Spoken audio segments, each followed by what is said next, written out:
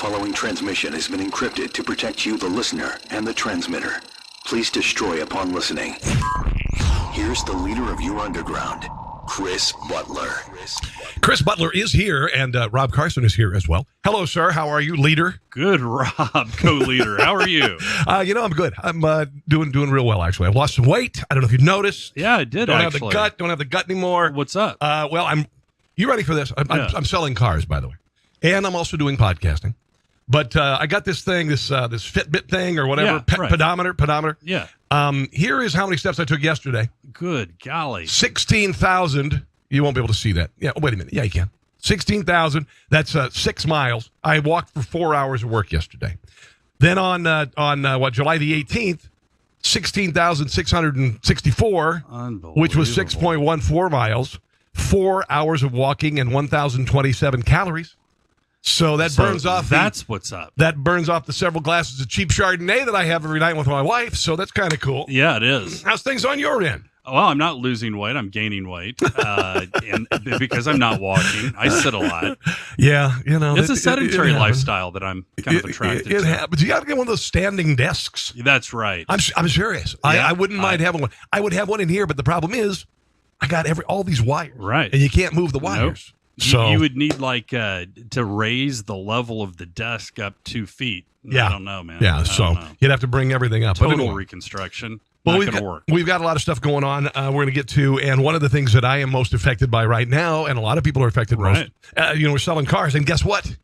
The days of 0% financing have gone the way of the dodo. Wow. It ain't happening anymore, Chris. If you're lucky, you'll get 0.9. Generally, it's 1.9, and more frequently, a special rate is 2.9 or 3.9. And people are upset about it. But guess what?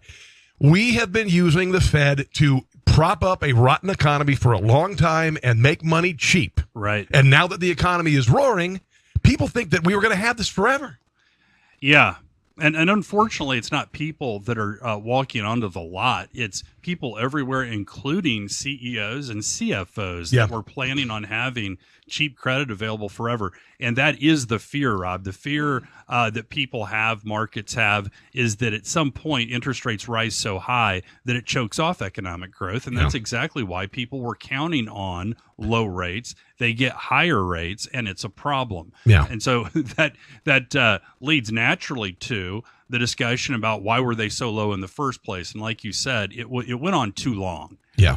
And we probably should have allowed rates to rise. Yeah. Heck, I'd prefer they just rose naturally based on free market forces, but that's not the system we have. No.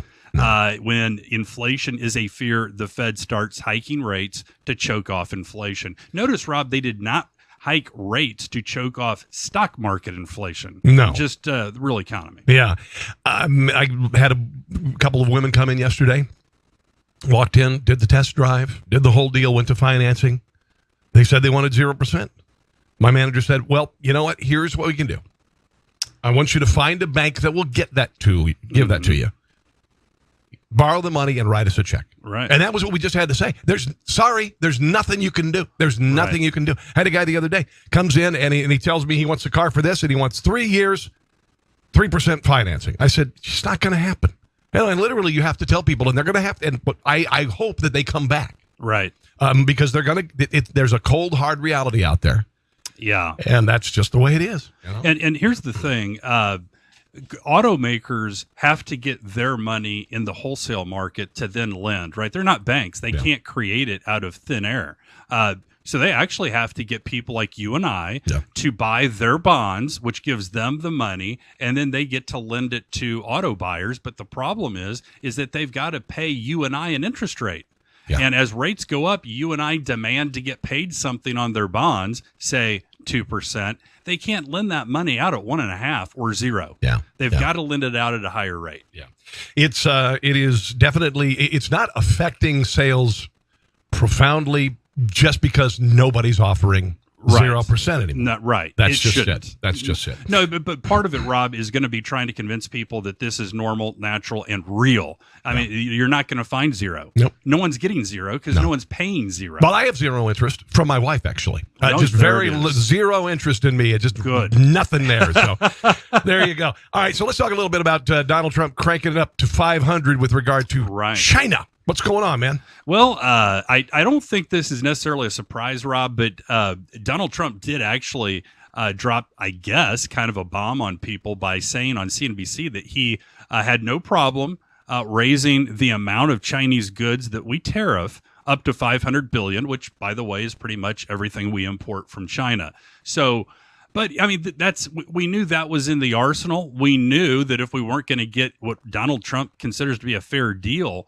from China on trade, that this was in the arsenal, we were going to use it. Well, now he's actually saying, hey, that which is in our arsenal, I am considering using. Yeah. Well, you know what? It's time. It's time because the world has been bee-slapping us. China has been bee-slapping us for years. China has been stealing our intellectual property like nobody's business. And, it's about time for a little correction. They are, suckling on the teat of America. Thank you. Copyright Rob Carson. For a very long time. And it's time that, maybe they got taught a lesson. Maybe they get a little slap back. Well, the problem is more diffuse than that, too, Rob. If you think about it, they make every foreign country that wants to do business in China, they force them into those joint venture partnerships where you share technology, right? So, in a sense, China has been taking advantage of the entire world since Nixon went to China. Yeah. What was that, 71? Yeah. Pretty much since then, they've been taking advantage of the world. Now, have we benefited from that? Yes. However, and this is my biggest concern, is that if we don't get some kind of deal quickly and this thing does escalate to 500 billion, we risk taking all of what we gained with the tax cuts and maybe not erasing it fully, but certainly damaging it, denting it. Yeah. What else we got here? Fed's monetary policy. We already kind of covered that, but let's go ahead and talk a little bit about that. Then I got a couple stories I want to share as well. Right. That's actually a different story in that, but it does involve the same characters. It involves interest rates and Donald Trump. He came out and he said that he was not a big fan of rising interest rates because that chokes off economic growth. He wants the economy to do well. The market did not handle that very well, Rob, because on Thursday when he said it, we were about ready to break even. He talks or the news is released. Boom. We end up back down on the Dow about 130 points. And the reason is it's considered a faux pas. You're not supposed to criticize Fed monetary policy. Whatever. The Fed needs to get over itself. And yeah, right. It does. And I have to admit, Rob, I'm a little hypocritical here. Yeah. I agree. I don't necessarily want the president to talk about monetary policy, although I don't really care. But on the other hand, I would have no problem if Donald Trump would have said, I don't see any need for the Fed. I mean, I would have stood up and applauded, and half of America would have. I know you would, because you've got what I believe, it's your theory, but I believe it 100% that the Fed is actually slows the economy. Yeah. Hashtag in the Fed. Yeah. Okay. Yeah, I'm down with that. Word, bro. That's 1989. That's right. I've got a couple things I want to mention here real quick. Did you hear that Tesla? I've heard a lot about Tesla. Their cancellations are outpacing orders with regard to their $100,000 cars. Okay, can they make money doing that? What do you mean? If you've got more cancellations than orders, I'm thinking that it probably is not going to bode well for your business. Right. Now, I can check the computer, but I don't think that's going to work. And the problem is that they're not delivering cars as promised on a timely basis. Yes. And also coming up, the expiration of the $7,500 tax credit. Right. That is the thing. Tesla has to, for lack of a better expression, I'll use it twice, get off the government teat. Yeah. If they're gonna make it, if their technology is so great, they're gonna have to get the tax credit is bullcrap. Okay, yes. The tax credit is bullcrap to sell a vehicle that actually uses more of a carbon footprint to create the electricity to charge the dang thing than a gasoline engine to some degree. Let me ask you this: Yes, is it moral to go around lobbying for subsidies? No. I don't think so either, and that's what we're dealing with here. Although I will admit this, and have you ever sat in a Tesla, Rob? I have, actually. It's pretty cool. It is cool. It's cool as hell. It's got like a big iPad in the middle there. Right. As a dash. And it is a cool car. And what this guy did is nothing short of astounding. He took a boring idea, which is boxy little electric cars, and he made real cars run on electricity. I applaud him for that. But the thing is, that business model is dependent on subsidies. Or to maybe a greater or lesser extent, but still dependent. It will at least affect their bottom line. They're going to have to try to find a way to generate profit without the help of you and me. Yes, they are. And there are a lot of people in this country who need to do the same thing. And I'll even go at farmers to some degree. I grew up on a farm. Absolutely. Sorry, people go out of business. If you can't make a living farming without government subsidies, probably ought to find something else to do, kids. I know it's going to piss people off, but that's just the way the market works. That's the way those people that are currently farming that we don't need to have farming, but they're there because of subsidies, could be more productive in other lines of business. Yeah. Something's been happening at McDonald's for the past year. Many people have not realized this. And they're getting a healthier menu. Well, no, they try. Oh, they did that. Fits and starts on that, right? Fits and starts on that. Right. They've been installing kiosks and testing customer responses for well over a year on a wide scale. Mm-hmm. They've released a mobile ordering app for your phone, similar to the one that Dunkin' Donuts uses, which gets rid of the guy at the drive-thru. Right. The kiosk gets rid of the guy at the cash register. Right. Okay? There's no longer any talk about kiosks just being another option when you go to order your Royale with the default primary way of placing your order in person. Would you like fries with that? May be a phrase of the past.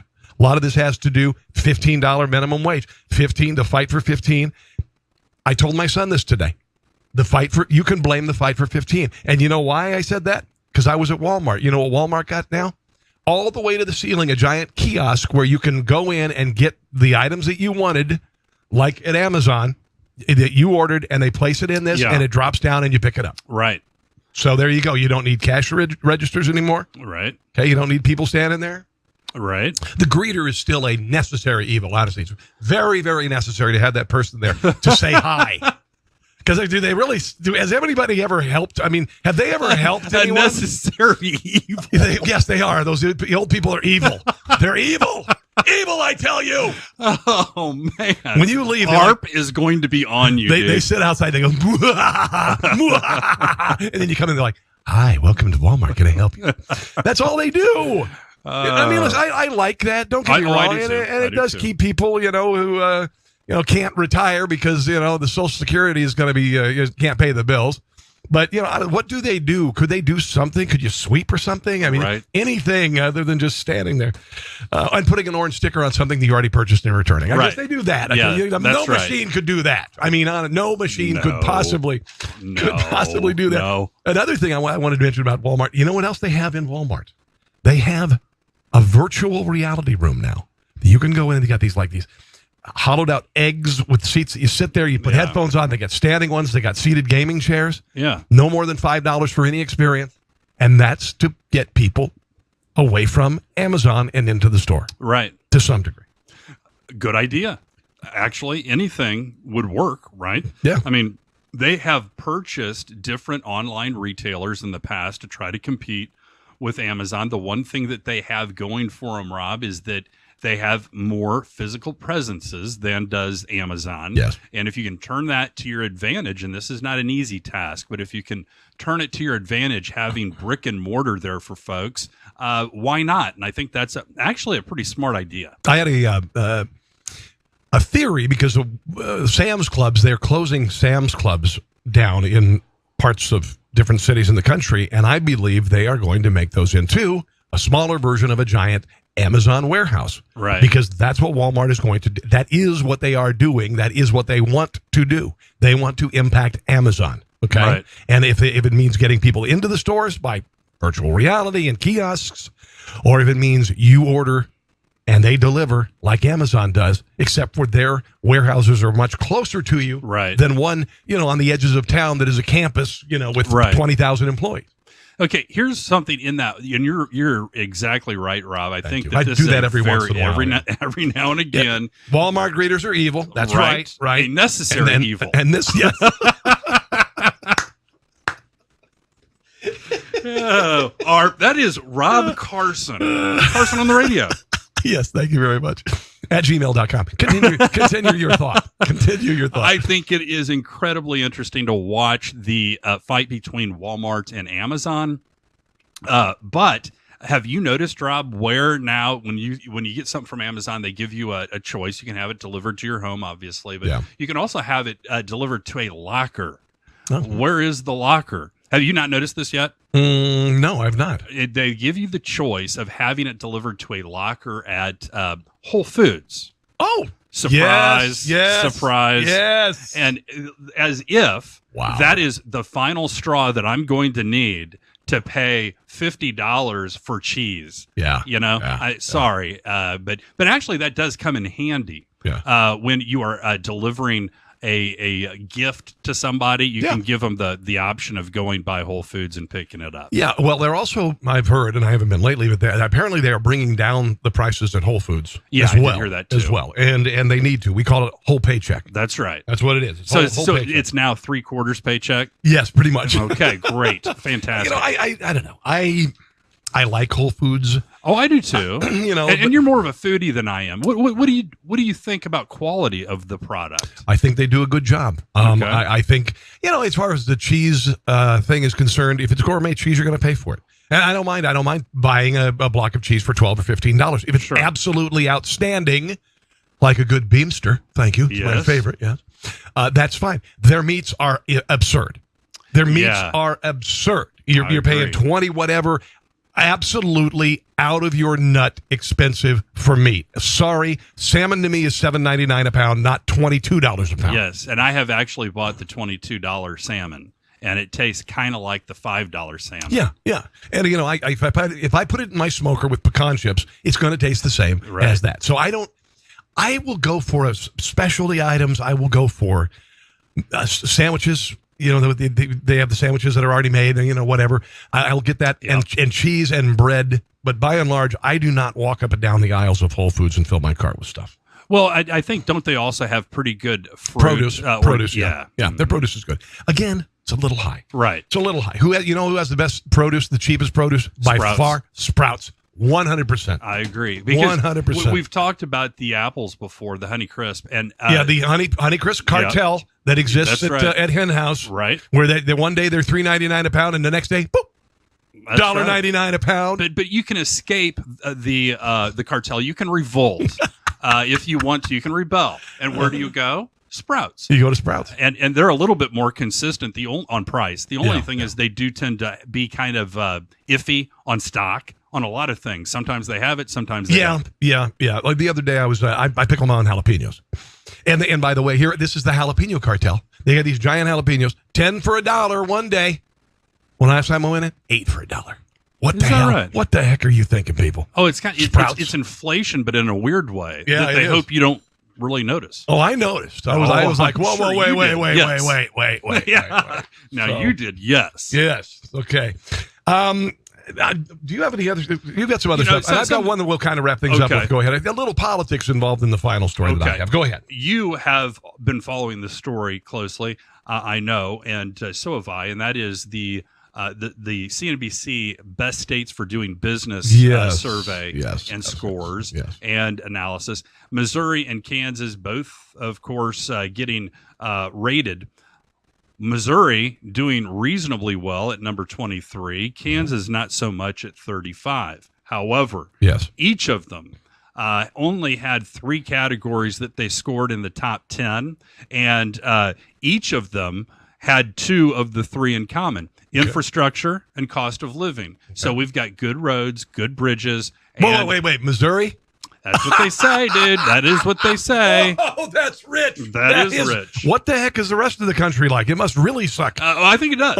I think comparatively speaking, Missouri is fantastic. And Kansas, pretty much there's only like 3 roads going across the entire state. So how tough can that be? Now, clearly snow removal is not part of this equation. No, not here. No. But the one that they differ on, it's actually kind of similar. Missouri scores really high on cost of doing business, and Kansas scores pretty high on business friendliness. Okay. Cost of doing business is probably a better award to have won. So Missouri actually is ranked higher. But business friendliness is really just the regulatory and legal environment. Yeah. You would actually think that would attract a lot more business to Kansas than it has. Yeah. Because that is hard to find, especially with cost of living. Well, infrastructure is important, but I think business friendliness in terms of regulatory environment and cost of living have got to be key considerations for attracting business. Oh, absolutely, 100%. And I will tell you, I lived in Maryland, and I told you this before. When you drive across the Potomac River into Virginia, it's like leaving Kansas and entering Oz. Right. Everybody is really short. No, actually, and they sing all the time. Right. Shut up. Anyway, but it is. It's the growth was unbelievable. Now we got a Republican governor in Maryland. And when I went back to my home a few months ago, there were all sorts of businesses sprouting up. The Rotten Mall was closing down. It was the Lake Forest Mall, and they've opened up a new complex with restaurants, and it was amazing. Sure. It was amazing to watch. So some things are happening in Maryland that I think are very positive. Kansas has a serious problem with a sales tax of 9.475%. That's a major friggin' problem. And I get people in the car dealership, and you're buying the other day. Guy comes in. He's looking at a Toyota Tacoma truck. It's the TRD Pro, which is we only get 3 a year. This is a serious off-road vehicle. Truck is $43,000. Okay. Toyota does not move on that truck because they only sell 3 at our dealership a year. They don't budge. They don't offer any incentives. You pay for it, right? Right. So this guy, after he looked at it, saw that Kansas was going to tax him nearly $5,000 on that truck. Sure. So you got your local and your state tax. You've got dealer fees and whatever. He's at $52,000, and he's like, I can't justify this. Can't justify it. You know. You can, of course, and this was a problem for some dealers I know in western Kansas or middle of the state. Mm-hmm. They would have people come in, take a look at the car, and buy it in Kansas City, Missouri. Oh yeah. And that's a shame to be doing to these folks. Well, you still now have to pay Kansas tax on it if you buy in Missouri. That's you do? It. You do. You have to. And Missouri people don't have to pay Kansas tax when they buy the car here. Isn't that interesting? That is interesting. Isn't that it? You didn't know that, you need did to be advertising in Missouri, probably. Sure. Come on over. You don't have to pay Kansas tax. That's a huge deal. And in fact, it is. Because I think Missouri is a 6 or maybe 7. I don't know. Yeah, but you just mentioned to buy that truck, it's $5,000 in taxes. This is not a trivial amount of dollars. No, it's well worth going across the state line if that's right. If you don't pay sales tax. Yeah. Jeez. Yeah. Unbelievable. That's a heck of a deal. Unbelievable. What else you got? That's it. Let's get into the politics. All right, let's talk about this darling of the left. She ran for and won a primary, Alexandria Ocasio-Cortez. She beat a lazy Democrat who refused to debate her, did no campaign appearances. And this woman who's 27 years old, who is a child, and I'm not saying it because of her age. I'm talking about her. I saw an mentality. interview. Her mentality. She is a child. She has no clue about economics. She has no clue about socialism. Somebody needs to say, hey, socialism killed 100 million people last century. Thought you should know. Mm-hmm. Okay? She was on Stephen Colbert. She said, for me, Democrat socialism, and they put democratic socialism in front of it. Right. Okay, to make it sound more appealing. It's not democratic socialism. That's an oxymoron. Right. Okay? Just to be clear, before you go on, just to interrupt for a brief second. I was on a roll I know there. you were. Like the evil Walmart. I was on a roll. That is right. Yes. It is like the difference between socialism and democratic socialism, just so people know, socialism requires a dictator to steal and thieve dollars from the citizenry. Yeah. Democratic socialism is better because we get to vote to steal the same thing Thank from you. our fellow man. Bravo. Okay. Bravo, my friend. She said, really, the value for me is that I believe that in a modern, moral, and wealthy society, she's a big, never mind, I'm not going to say it. No person in America should be too poor to live. Well, now, did you see this piece on how many people are poor in this country? No. Okay. 32 million people are impoverished. And being poor sucks. I've been there. Yeah. I was raised poor, okay? But somehow I managed to be overweight. And you know who's the most overweight people in the country? The poor people, okay? Here we go. If you are in the United States, home of the brave and the land of the free, 80% of the poor have air conditioning. Yes. 94% have internet access. Yes. 75% have an automobile. A third have 2 or more automobiles. Half of poor families have a video gaming system. That's important. 66% have cable television. All right. 83% of poor households report having enough to eat. Okay. Yeah. 96% of underprivileged families reported their children were never hungry at home. 96%. 42% of poor households own their homes. How Isn't about that that? amazing? What was the number again? 40? 42% of poor households own their homes. The average poor American has more living space than the average middle or high-income person in the UK, France, and Sweden. Okay, here's the problem with Stupid framing poor it. people. I'm just kidding. Right. Might as well take off them, too. Right. Yeah. Okay. ARP and poor people. Yes. Coming to get you. Yes. I think the problem with the analysis of the poor, the way most socialists want to view this thing, is they would like there to be some kind of absolute view of poor. And a lot of them, I think maybe Ms. Cortez is one of them, thinks that somehow there was this calculation of the number of poor people in the United States that was kind of absolute. Yeah. If you can't do this, this, and this, you're poor. But that's not the way we measure it. No. It's actually as a percentage of median incomes in the United States, right? Yeah. So you're always going to have, and this is the part that I wonder how many people realize, you will always have a lower 20% of incomes, okay? And so we're always going to have that, right? It's never going to change. Yes. So I think what we have to do then is to examine more carefully, Rob, the makeup of the lower 20% of incomes. What can they get? What can they do? Does it change over time? Is there income mobility? Because keep in mind, when I was 23, I was poor as poor gets, right? Yeah. But as you get older, guess what? The upper 20, the next 20%, the upper 60%, in fact, are generally older people. Why? Because they've been working longer and have amassed some degree of wealth. I was talking to my wife. She works at a major retail realtor, I should say. Yeah. I don't say realtor, by the way. It's say two it. syllables. It's realtor, and it's not jewelry. It's jewelry. Okay. So you're kind of a two-syllable guy. Kind of a two-syllable guy. Try to Three keep and it. a two. Try to keep it at 2 syllables or less. Just make it. Anyway, no. She said that there are real estate agents who only make $35,000 a year, and I said, why in the hell would you do all of this work to make what a executive assistant can make? Right. Why would you do that with less pain? And she said, because they don't put in the effort. They don't put in the effort.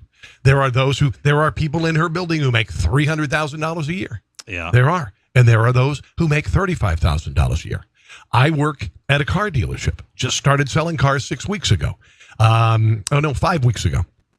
My first month, I sold 12 cars. Right now in the month of July, which is half over, I sold 13 cars. There are people at that dealership. One guy had a half a car.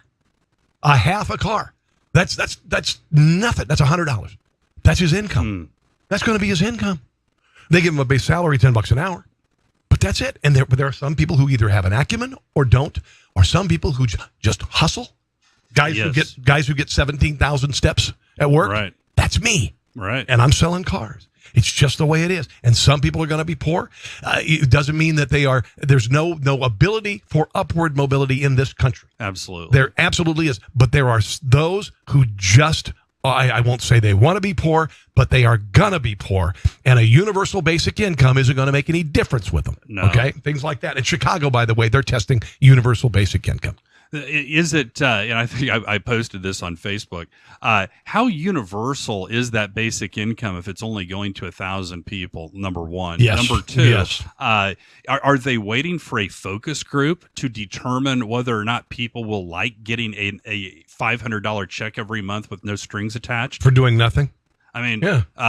I can spare them the effort of a focus group and just tell them they're going to like it. Yeah. But your point is extremely valid, and this is the bulk of what economics is, Rob, is studying incentives. And you have to, you don't want to be cruel, and you can't be cruel, but you have to cruelly examine, unfortunately, what the incentive set is.